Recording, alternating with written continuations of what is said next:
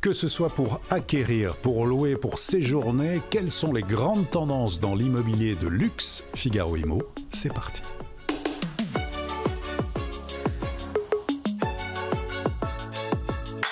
Deux invités sur le plateau de Figaro Immo qu'on est très heureux de recevoir aujourd'hui.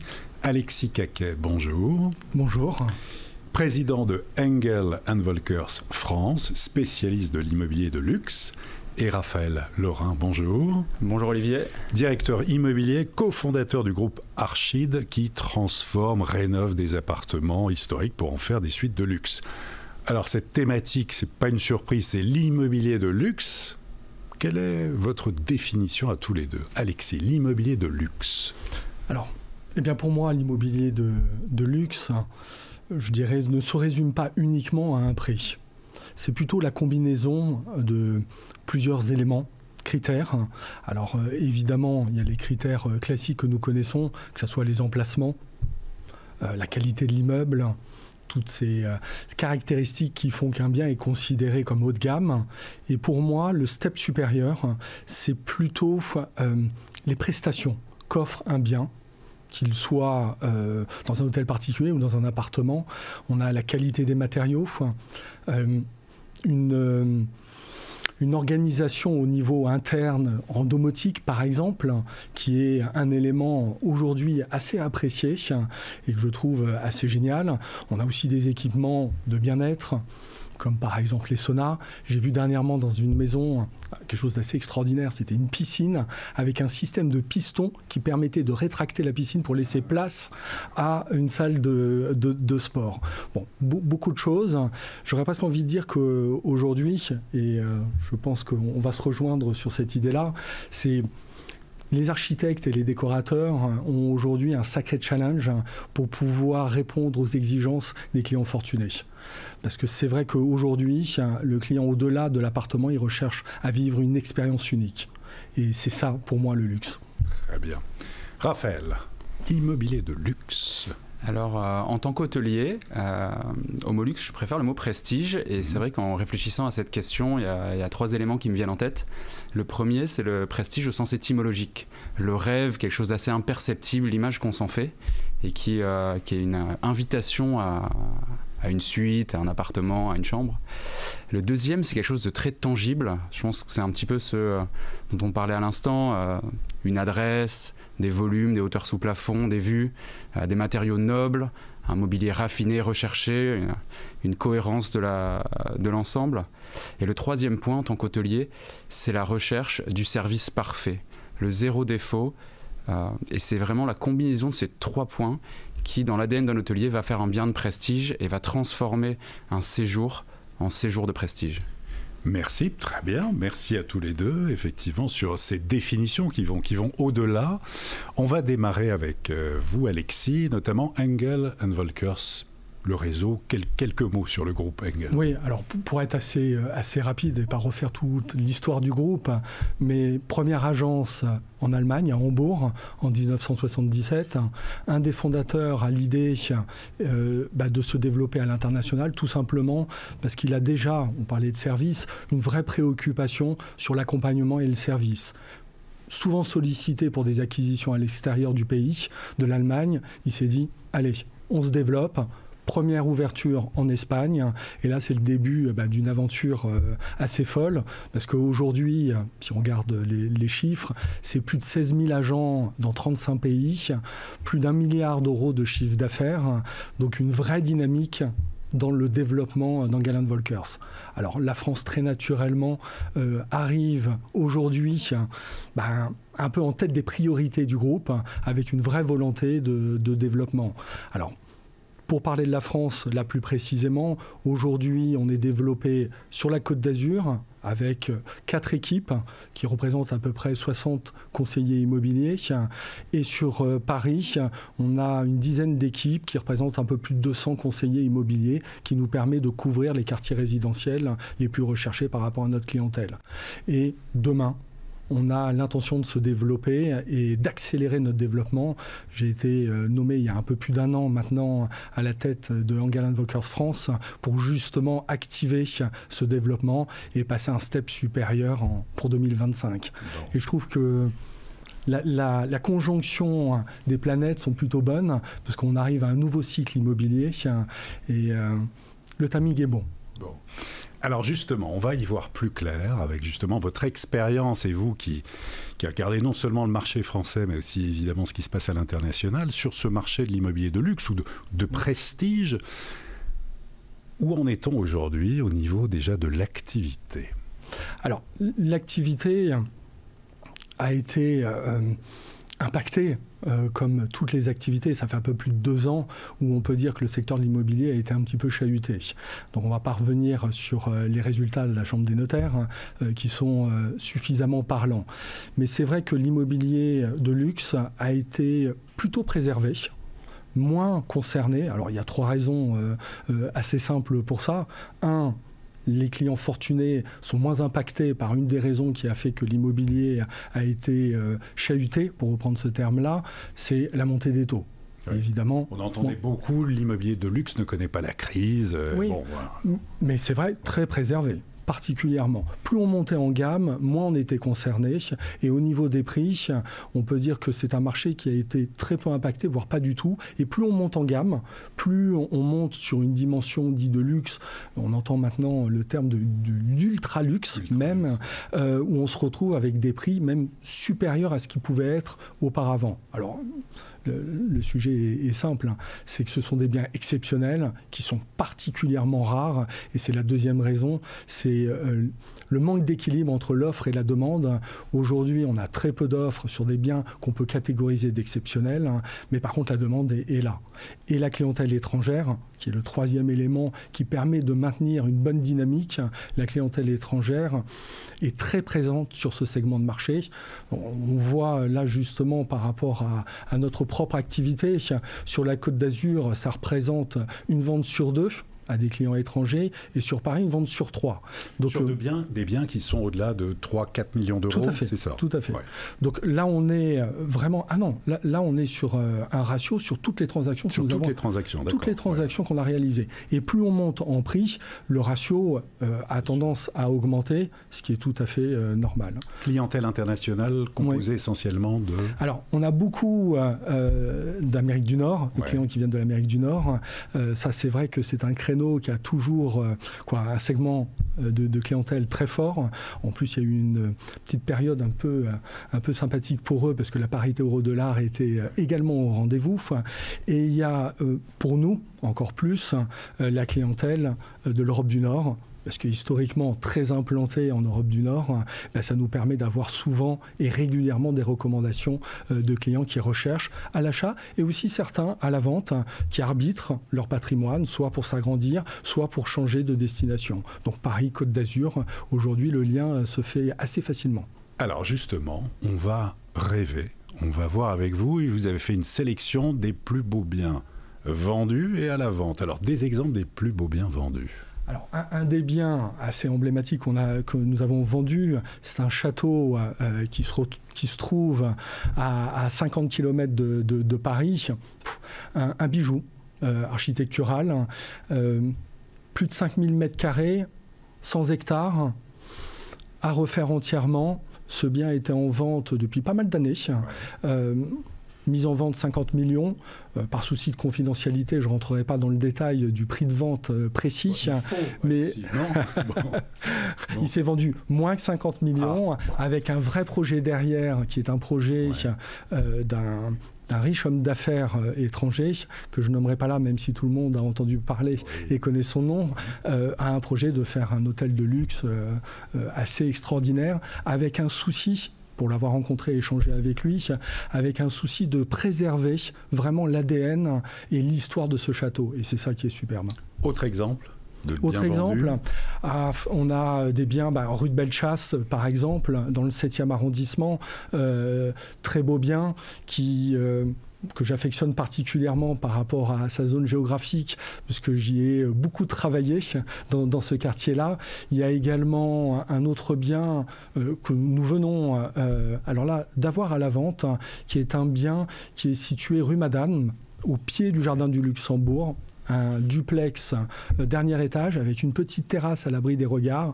Ça, c'est sublimissime, surtout dans ce quartier-là, et très rare. Et là, on est sur des surfaces, ce qu'on voit là actuellement à l'écran, c'est le duplex avec sa petite terrasse. On est sur des surfaces et des prix au mètre carré qui dépassent les 20 000 € le mètre.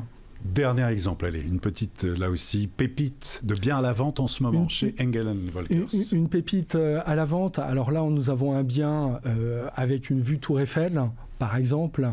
Alors je ne sais pas s'il est présenté ici, mais qui fait, voilà, on voit ici qu'il y a une vue saine, vue parisienne, parfait état, clé en main. Et là, c'est vraiment l'appartement familial qui plaît. On a la perspective et la nuit, la vue est assez sublime. C'est magique. Merci beaucoup. Raphaël Laurin, le groupe Archid, la transformation d'anciens bureaux en suite hôtelière. Déjà quelques mots sur le groupe Archid. Alors Archid est un groupe qu'on a fondé avec mon associé en 2017, donc il y a maintenant 8 ans. Et au quotidien, qu'est-ce que nous faisons ? Nous transformons des bureaux, soit des plateaux, soit des immeubles entiers, en appart-hôtels haut de gamme dans les plus beaux quartiers de Paris. Et en fait, actuellement, c'est une période qui est assez intéressante pour nous, puisqu'on parle beaucoup de baisse des prix, dans l'habitation. Il faut savoir qu'il y a un marché qui est vraiment en crise, qui est notre matière première, le bureau, avec une vacance qui aujourd'hui en Ile-de-France, on a quelques chiffres, est au plus haut niveau depuis 1997, et cette vacance qui continue d'augmenter. Et donc quand vous êtes propriétaire de plateaux de bureaux à Paris aujourd'hui, vous n'arrivez pas à les louer. Et donc qu'est-ce que vous faites ? Vous allez chercher Archid pour les transformer en suite hôtelière haut de gamme. Des exemples, vous aussi, Raphaël, de réalisation de suite pour qu'on se rende compte du travail qui a été effectué. Alors on travaille beaucoup sur le centre de Paris et des immeubles qui peuvent être parfois en mauvais état. Et donc c'est vrai qu'on a un petit peu un rôle de chasseur de trésors où quand on arrive dans des immeubles, on sent la patine des ans, la patine de l'histoire. Et ça nous est arrivé par exemple en déposant un faux plafond, de retrouver un plafond Versailles peint à la main, doré à la feuille d'or, encore préservé. Une découverte de ce type. Absolument. C'est incroyable. Et c'est pas la seule fois. Ouais. Et c'est des choses où dans ce cas-là, on va prendre des artistes spécialisés pour vraiment remettre à l'honneur ce savoir-faire d'antan et rénover comme ça devrait l'être en respectant tous les codes du luxe contemporain. Combien de suites maintenant sont, on va dire, disponibles pour des séjours incroyables chez Archid ? On a une grosse centaine de suites actuellement sur le marché et une vingtaine qui sont toujours en travaux actuellement, qui vont être livrées entre les 6 et les 12 prochains mois. C'est beaucoup de travail. On travaille avec différents types de partenaires, à la fois des particuliers et des institutionnels comme la Caisse des dépôts et consignations. Et c'est vrai que c'est toujours un travail assez conséquent puisqu'on va faire une étude historique de l'immeuble. Ça nous est arrivé de signer des immeubles qui ont été qui ont été construits par les plus grands architectes de France. Louis Levaux, qui est assez connu pour Vaux-le-Vicomte, les grands architectes royaux de Louis XIII, Louis XIV, Louis XV, Jacques Hittorf, qui a signé la place de la Concorde telle qu'on la connaît aujourd'hui et les Champs-Élysées. Et c'est vrai que quand on voit à la fois une patte à la construction magnifique et des matériaux nobles qui sont toujours là, et qu'ensuite qu'on s'intéresse à l'histoire de l'immeuble, qu'est-ce qui s'y est passé, et qu'on découvre des occupants exceptionnels qui ont marqué l'histoire de France, l'histoire à plusieurs niveaux, l'histoire de la littérature notamment. On a récupéré l'appartement de Scott Fitzgerald quand il a rédigé Gatsby le Magnifique et qu'il occupait rue de Tilsit avec son épouse et sa fille dans les années 20. Et Hemingway vous raconte dans un de ses ouvrages la déco à l'intérieur de l'appartement de Scott Fitzgerald avec des tentures violettes et dorées au mur. Donc tenture que nos architectes hésitent à reproduire actuellement, mais j'ai trouvé que l'idée était assez sympathique. Récemment, on a aussi récupéré l'hôtel de la famille des comtes de Chateaubriand, donc les héritiers de François-René de Chateaubriand, avenue Kléber, et en allant faire la recherche la recherche de l'histoire du bâtiment aux archives de Paris, on a retrouvé le permis de construire déposé par la famille en entier. Donc on a pu ressortir le permis, l'imprimer et le mettre en valeur dans la suite pour vraiment rechercher non seulement le beau du Paris, qui est vraiment une des plus belles villes aujourd'hui, et aussi l'histoire qui est unique, parce qu'il ne faut pas oublier ce qui s'est passé dans ces suites, et c'est vrai qu'on a beaucoup de chance d'en être aujourd'hui les gardiens, et je pense que en tant qu'hôtelier, le fait d'avoir un bel outil de travail et d'avoir un storytelling, une belle histoire à raconter, c'est quelque chose qui est assez unique et qui nous permet de renforcer la destination Paris pour le tourisme haut de gamme.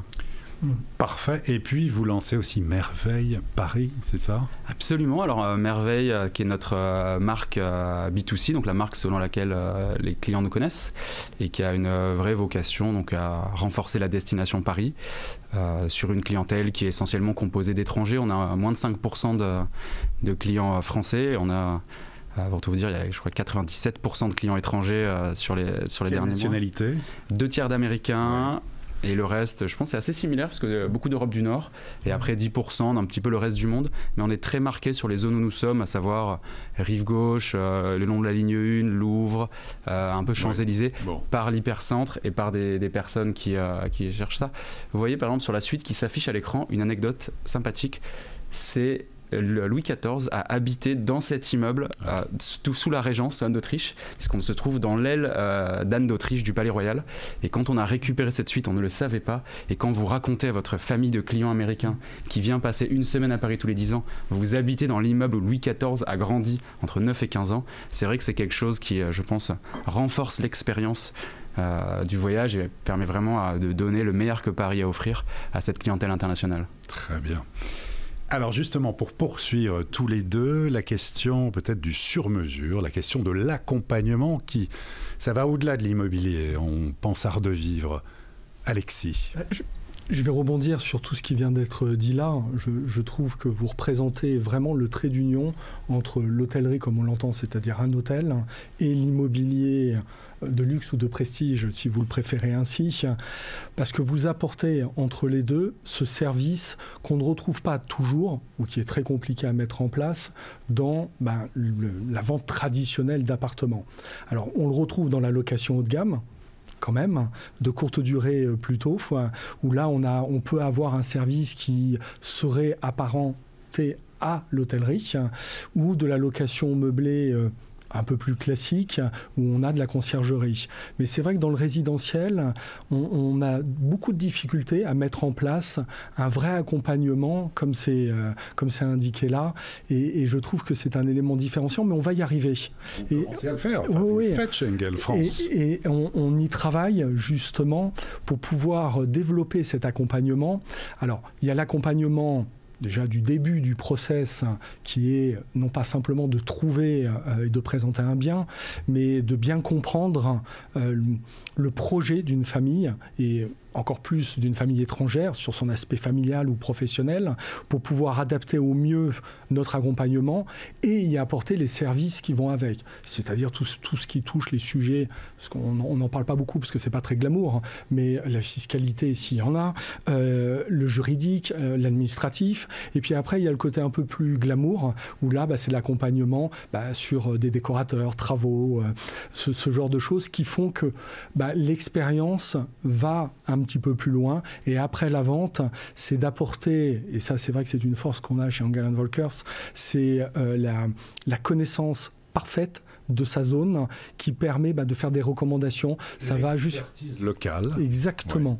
Ouais. Et qui permet vraiment d'apporter ces petites anecdotes, soit historiques, soit tout simplement gustatives par rapport à des recommandations de restaurants. Mais au-delà de ça, c'est vraiment le souci du service et de l'accompagnement, et d'aller plus loin que simplement une vente. Mais vraiment, sur quoi on tend, c'est de se rapprocher de plus en plus à cette notion de ce que j'appelle moi conciergerie, de façon impropre, mais de pouvoir continuer à accompagner après l'acquisition et d'aller de plus en plus loin. Et c'est vrai que l'intelligence artificielle ou les outils digitaux peuvent nous y aider, et peuvent surtout aider nos clients à prendre... avoir une prise, surtout nos clients étrangers, une prise en main du quartier, une meilleure connaissance, et nous on doit être là pour justement les accompagner et leur donner une dimension autre, vivre une expérience. Raphaël, justement sur cette expérience et l'accompagnement, ça vous parle hein? Alors ça me parle beaucoup, et c'est vrai que dans l'hôtellerie, le sur-mesure et l'accompagnement, c'est vraiment l'ADN de l'hôtellerie haut de gamme. Et en fait, chez Archid, quelque chose qui est très important, c'est que en fait, le séjour commence au moment où le client réfléchit à sa réservation. Il n'a même pas encore réservé, puis il va réserver, puis il va penser à son voyage, l'organiser petit à petit, venir à Paris et vivre son expérience. Mais c'est vraiment l'ensemble qui doit être pris en compte. Et le sur-mesure, c'est vraiment être à l'écoute, être force de suggestion sans trop pousser les choses. Vous parliez tout à l'heure de gastronomie, c'est les choses qui nous arrivent, soit de recommander des restaurants. Ça peut aussi nous arriver d'avoir un chef étoilé Michelin qui vient cuisiner pour un client et ses convives dans la suite. On a des cuisines équipées systématiquement. Ça peut aussi être une recommandation d'agents immobiliers parce qu'en fait ils sont venus chercher un appartement à Paris parce qu'ils s'expatrient ici, et du coup on sera très content de leur recommander des agents immobiliers pouvant répondre à leurs demandes. Mais il y a un vrai besoin d'être à l'écoute du client et de se mettre à sa place. Comment faire que son séjour se passe parfaitement bien et que son expérience de venir à Paris tous les 5 ans, 10 ans, famille à Paris, ça se passe magnifiquement, et qu'ils puissent après en parler en réunion de famille sur les années à venir.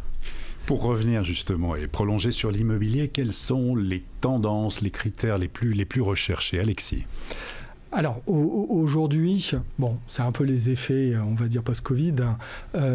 Un des critères qui était considéré comme un plus est aujourd'hui considéré pour certains de nos clients un critère obligatoire, les extérieurs.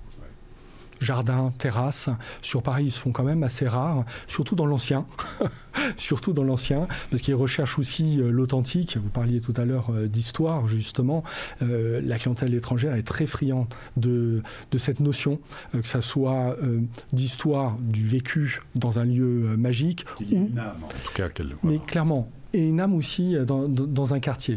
Donc les deux sont assez liés. C'est pour ça qu'on parle d'hypercentre, parce que c'est le centre historique.